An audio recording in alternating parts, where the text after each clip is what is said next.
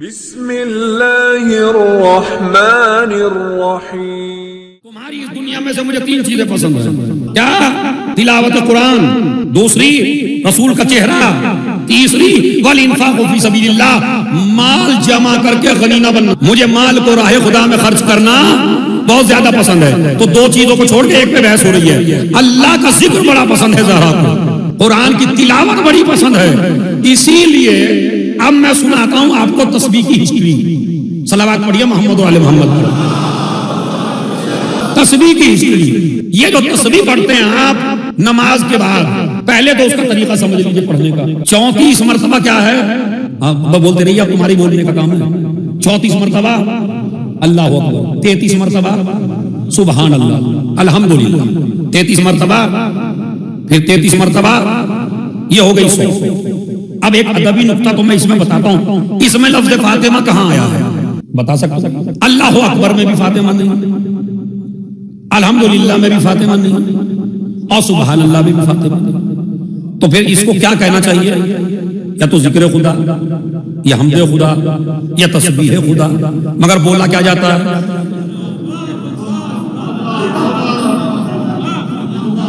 اچھا بتائیے مجھے، آپ کو پڑھے، ویسے میں کہتا نہیں جلدی سے پڑھ لکھا، ہاں یہ لیکن یہ تو ایک جسے کہنا چاہیے چاپلوسی سی ہے۔ جب مجھے پتہ ہی نہیں آپ پڑھے لکھے ہیں یا نہیں، بلا وجہ میں آپ کو کہوں، یہ جو ہم کہتے ہیں نا پڑھے لکھا، وہ جب آپ سے داد لینی ہوتی ہے جب کہتے ہیں، اس لیے کہ اگر آپ نہیں دو گے تو ہم کہیں گے جاہل ہے، اور اب آپ کہیں گے آپ پڑھے لکھے آدمی ہیں، آپ بھی نہیں بول رہے، تو اب جو نہیں ہے وہ بھی بولے گا بھائی، جن کے بولنا دلیل ہے کہ پڑھا لکھا ہے۔ صلوات بھیجے محمد والے بابا۔ تو خیر، لیکن یہاں اس وقت سب پڑھے لکھے ہیں اس معنی میں کہ ذکر حسین سن رہے ہیں اور علم لے رہے ہیں، اس معنی میں ہے کہ ہم علم لے رہے ہیں۔ اور ہم اب سنیے یہاں سے، تو اس میں کہیں لفظ فاطمہ ہے تو ہونا چاہیے تھا ذکر خدا، مگر جب سے ہے آپ نے سنا ہوگا تسبیح فاطمہ، تسبیح فاطمہ، تسبیح۔ اچھا خالی ہمارے یہاں نہیں ہے، ہمارے سنی بھائی بھی تسبیح فاطمہ ان کے یہاں بھی ہے، تسبیح فاطمہ، تسبیح فاطمہ، تسبیح فاطمہ۔ ارے بھائی اس میں فاطمہ کا نام تو دکھائیے، ہے خدا کا ذکر منسوب فاطمہ سے۔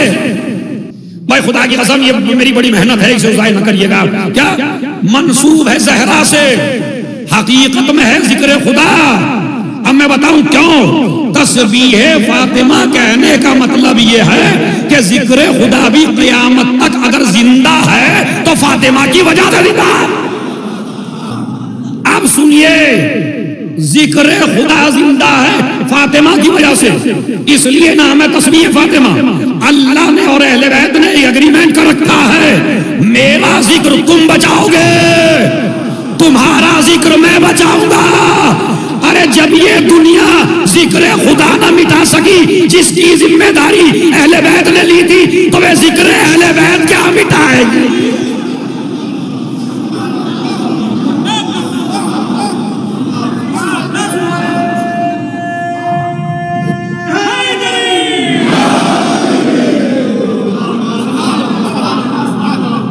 بھائی جس کی ذمہ داری اللہ نے لی، اہل بیت نے ذمہ داری لی ہے، پروردگار تیرا ذکر مٹنے نہیں دیں گے، اللہ نے ذمہ داری لی میں تمہارا ذکر مٹنے نہیں دوں گا۔ تو کس کے دعوے میں زیادہ طاقت ہے؟ اللہ کے۔ تو بھائی اب ذکر اہل بیت تو مٹنے والا ہے، اس لیے کہ اگر تمہیں اللہ کو مٹانے کی طاقت ہو، اسی لیے آپ دیکھیے جتنا یہ دنیا 1400 سال سے اس قوم کے پیچھے پڑی ہے اور اس ذکر کے پیچھے پڑی ہے، اگر کوئی اور ذکر یا کوئی اور قوم ہوتی تو اب تک مٹ جاتی۔ اور میں چیلنج کرتا ہوں، شیعوں کو چھوڑ کے ایک مہینہ کسی دوسری قوم کے پیچھے پڑھ کے دیکھ لیجئے، نام مٹ جائے گا، نشان مٹ جائے گا۔ لیکن تم نے کوششیں کر کے دیکھ لی کہ 1400 سال سے کبھی خون کے گارے بنا رہے ہیں، کبھی شیعوں کو قتل کر رہے ہیں، ایک ایک دن میں 1-1 لاکھ کو مارا جا رہا ہے، مگر آج تک نہ میٹے۔ اب میٹے کیوں نہیں؟ ادبی نکتہ ہے، مزہ اسے آئے گا جسے ادب سے ربط ہے۔ میاں ابتر کے ماننے والے ہوتے تو مٹ جاتے، ماننے والے ہیں کوثر کے،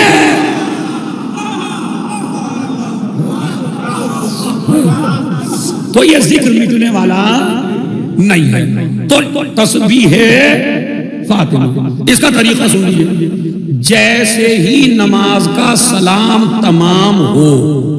تو ایک آیت کی تو پرمیشن ہے جو میں بتا دوں گا, ان اللہ و ملائکتہ یصلون, اس آیت کی پرمیشن ہے بس, باقی آپ کو کوئی پرمیشن نہیں. یہ آیت پڑھیے, بعض نے تو کہا یہ بھی نہ پڑھیے, ادھر تسبیح ہے ادھر سلام ختم ہوا, جس حال میں نہ ادھر دیکھیے نہ ادھر دیکھیے. یہ جو مسافے کا رواج ہے اسے بعد میں ڈال رکھیے, سمجھ رہے؟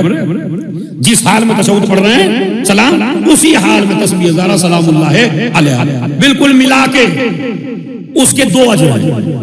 اجر سن لیجیے پہلے, اس کی بات میں بتاؤں گا اجر کیا ہے. چھٹے امام جعفر صادق علیہ السلام نے فرمایا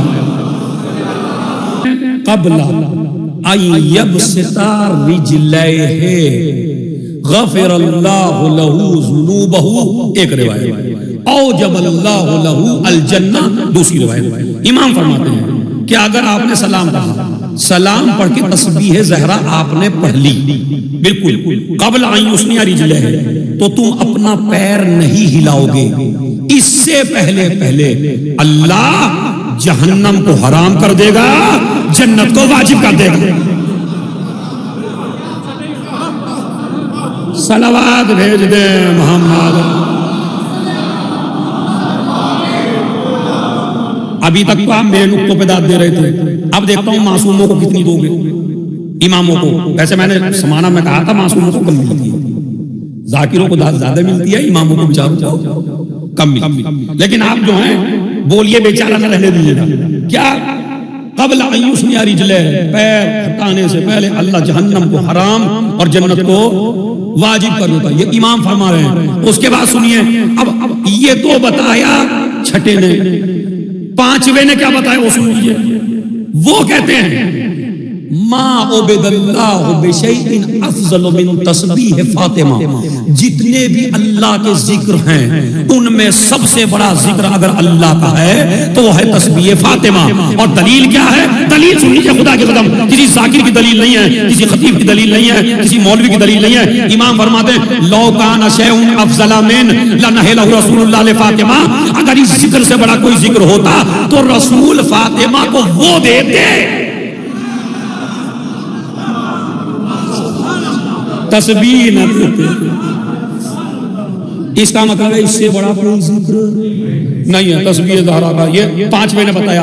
پھر چھٹے نے بتایا ہے یا اسقل فی المیزان من جبل احد ذهبا, کہتے ہیں اگر آپ کے نامہ اعمال میں سونا, پتھر نہیں, سونے کا پہاڑ, اگر تمہارے نامہ اعمال میں سونے کا پہاڑ بھی رکھ دیا جائے, احد کا پہاڑ سب سے بڑا تھا, تو مثال دی امام نے, اگر احد کا پہاڑ سونا بنا دیا جائے اور اس سونے کو پھر نامہ اعمال میں ڈالا جائے اور ایک غریب آدمی نے تسبیح زہرا پڑھی ہو,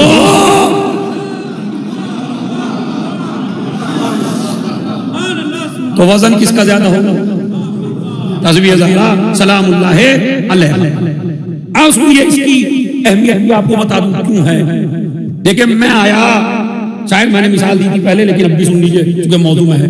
میں آیا, اس کی ابتدا کیسے ہے؟ اللہ ہو, اب بولیے بھائی, اللہ ہو اکبر, اس کے بعد الحمد, اس کے بعد سبحان, تو ابتدا کہاں سے ہوگی؟ اللہ ہو, انتہا کہاں ہوئی؟ سبحان. اگر سمجھ گئے تو ماشاءاللہ سمجھ گئے. ابتدا بھی لفظ اللہ سے, انتہا بھی لفظ اللہ پر. یعنی تسبیح بتاتی کیا ہے آپ کو؟ پاگل نہیں بننا, تم آئے بھی خدا کی طرف سے, تمہیں جانا بھی خدا کی طرف ہے. یہ تسبیح آپ کہیں گے پاگل سے کیا ربط ہے؟ ابھی مجھے آپ پاگل کہہ دیں گے. میں آیا دلی سے, کہنے لگا قبلہ کہاں آئے؟ میں نے کہا پتہ ہی نہیں کہاں آئے. کہاں سے آئے؟ میں کہا مجھے یہ بھی نہیں پتا کہاں سے آئے. تو اسی سے کہیں گے اون سے. وہ کوئی اور مولوی نہیں ملا تھا بھائی, نہ تو اس بندے کو یہ پتا کہاں سے آیا, نہ اس بندے کو پتا اسے کہاں جانا ہے. تو پاگل وہ ہوتا ہے جسے نہ یہ پتا ہو کہاں سے آیا, جسے نہ یہ پتا ہو کہاں جانا ہے. تسبیح فاطمہ پاگل نہیں پڑھے گا, لیکن تسبیح بتاتی ہے کہاں سے آئے اور کہاں جانا ہے.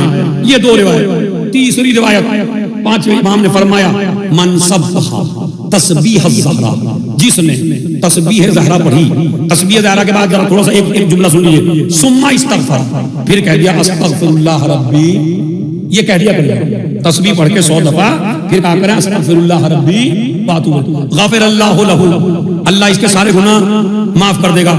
اب سنیے وجد میں آ کے، جس طرح میں وجد میں آ کے پڑھ رہا ہوں، ہیا میعۃ باللسان وألف فی المیزان وتطرد الشیطان ویرضی وترضی الرحمن، کا یہ جو تسبیح ہے جب زبان سے ادا ہوتی ہے تو 100 دفعہ، جب میزان میں تلتی ہے تو 1000 دفعہ، شیطان بھاگ جاتا ہے، خدا راضی ہو جاتا ہے۔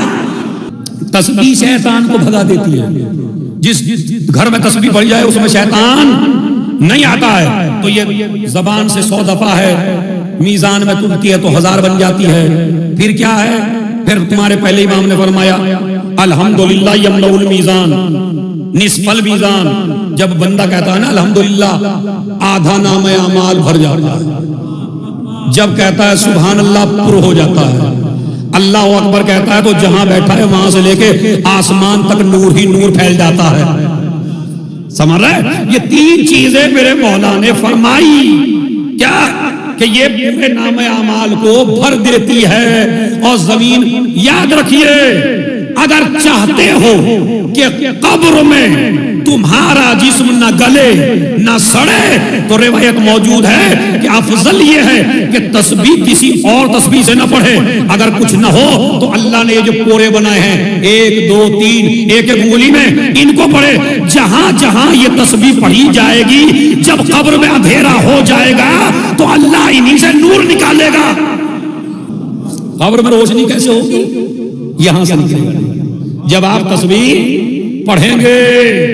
یہ تسبیح زہرا کی کچھ حدیثیں تھیں، اب سنیے اس کی ہسٹری کیا ہے۔ شہزادی اپنے، اے میری ماں بہنوں جو پردے کے پیچھے بیٹھی ہو، سبق لے کے جاؤ آج کی مجلس سے۔ شہزادی سے بڑا دنیا میں کوئی نہیں ہے۔ کوئی ہے؟ میں نے پہلے ہی دعویٰ کر دیا، جب اس بیوی سے بڑا کوئی نہیں ہے، مگر روایت ہے اپنے گھر میں جھاڑو خود لگاتی تھی، کھانا خود پکاتی تھی، بچوں کے کپڑے خود دھوتی تھی، پانی بھر کے خود لاتی تھی۔ اپنی بیٹیوں کو ایسی تربیت نہ دینا، میں تو ملیر کوٹلا کا نواب ہوں، نوکر کام کریں گے، میری بیٹی کام نہیں کرے گی۔ اما سسرال میں نوکر تھوڑے ہی بھیجو گے؟ یہ بھی آج کل باپ تھوڑا سا دولت کمانے کے بعد گھمنڈی ہو جاتا ہے، میری بیٹی کام نہیں کرے گی، میری بیٹی کام نہیں کرے گی۔ ارے جب رسول کی بیٹی کام کر سکتی ہے،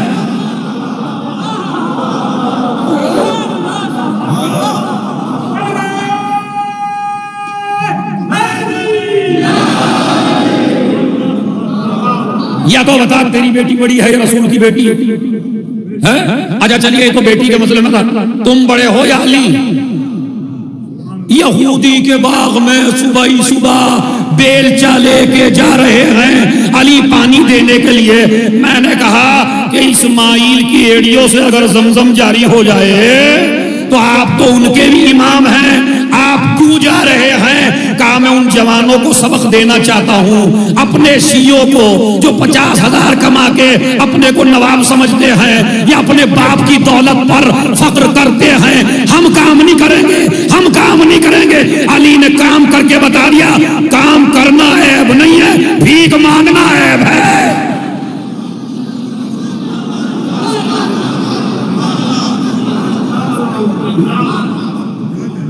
صلوات بھیج دیں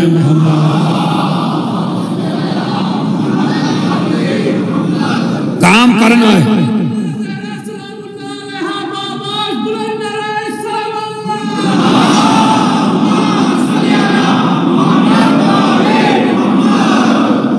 کام کرنا ہے اب نہیں ہے، بھیک مانگنا ہے تو نواب ہو تو ہو، علی سے بڑے نواب نہیں ہو۔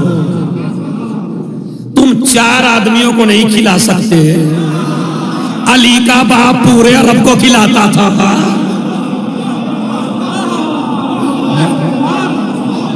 پھر رئیس بنے ہو، ہم کام نہیں کریں گے تو سبق لیجئے۔ زہرا نے بھی کام کیا اور میرے مولا نے بھی کام کیا، اور دونوں کام کرتے تھے۔ تو لڑکی کو اگر چاہتی ہو میری ماں بہنوں سسرال میں عزت ملے تو گھر میں بیٹھنے، اچھا ماں باپ بھی ایمانداری سے بتائیے ایک لڑکا وہ ہے جو کام کرتا ہے، ایک لڑکا وہ ہے جو روٹیاں توڑتا ہے. بس کس سے پیار زیادہ ہوگا؟